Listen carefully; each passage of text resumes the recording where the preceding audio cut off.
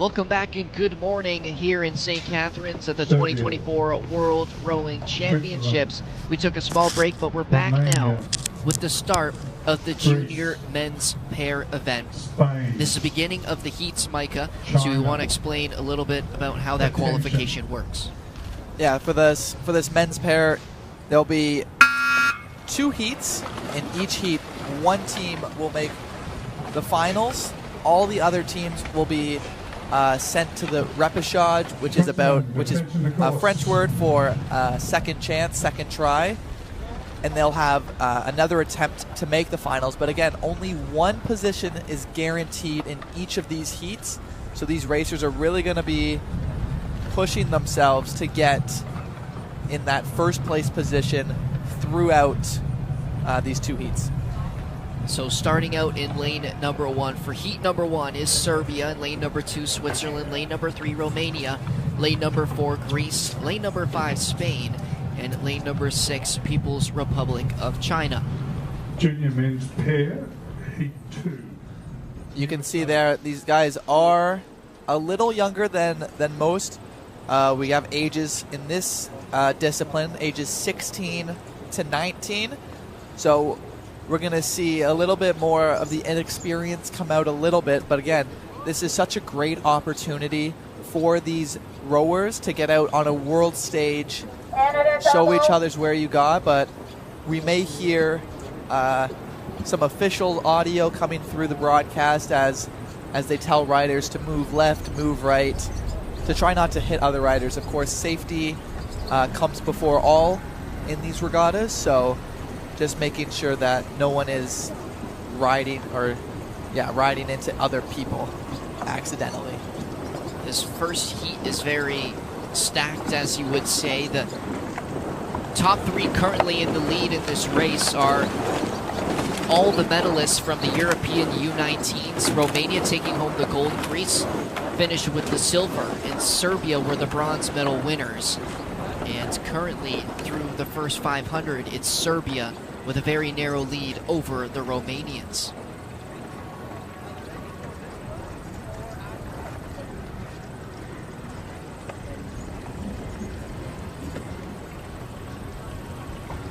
The bow rider in the back seat for Serbia, Sergej Sipkak, had recovered from mono in February. So again, one of those sicknesses that really keeps you out of training. You can't do anything physical as it pertains to your health, and so a big recovery from him. Again, that was just in February, so he recovered. He's going to be racing right now. He's racing very well, helping his crew be in first place with a 14-meter lead over Romania. You see the Romanian duo now on your screen, and trying to catch some ground on the Serbians in first place, and that duo knows how to win gold medals. They were part of that men's fours gold medal winners at last year's World's U19s, and are looking now to do it as a pair in the U19 men's pairs. And again, need to finish in that first place spot if you're going to want to qualify for the final. Of course, they'll have another chance if they don't, but why race another time when you can finish first and automatically qualify yourself to fight for a medal? That's what it comes down to, is saving your energy, because you still have those training times in between race days, so you get your rhythm down, but the thing is you don't have to expend as much energy as to winning these races or coming first or second in these races. And so you're really trying to put it all out here in the heat. Once you win, you can relax a little bit and then come back on finals day and show again what you're made of. So the Serbians increasing their stroke speed now up to 37, you see on your screen there, with a 12-meter lead over the Romanians. Again, we see a lot of this. If there's a 20-meter difference between boats, it's really not safe. We've seen the last 200 meters become an absolute fighting ground to pick up those last couple meters and come back to win. A lot of teams have done it this week already, so why not these young men in the junior division? You can see Switzerland now moving into 4th position after a bit of a push here through the middle section.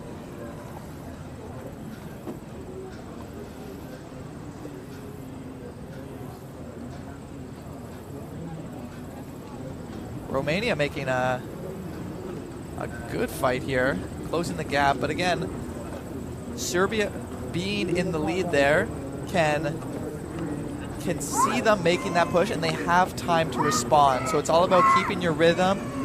That stroke seat in the front there will make that decision when the time is ready. But they're right neck and neck now, and so if anything, Romania's in the lead. So does Serbia have a response as they pass the 1,500 meter mark? Last quarter of the race, need a response from Serbia if they want to have a guaranteed road to the finals. You can really see the strategy here from the Romanians, just keeping within striking distance and passing that 1,500 meter marker. Now in the final stretch, have created a bit of a gap between them and the Serbians, who have fallen down now to 3rd place.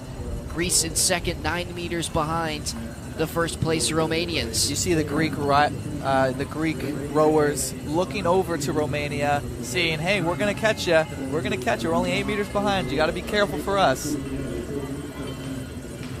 So we'll see what happens here in this thrilling first race of the junior division U19 at the World Championships in 2024.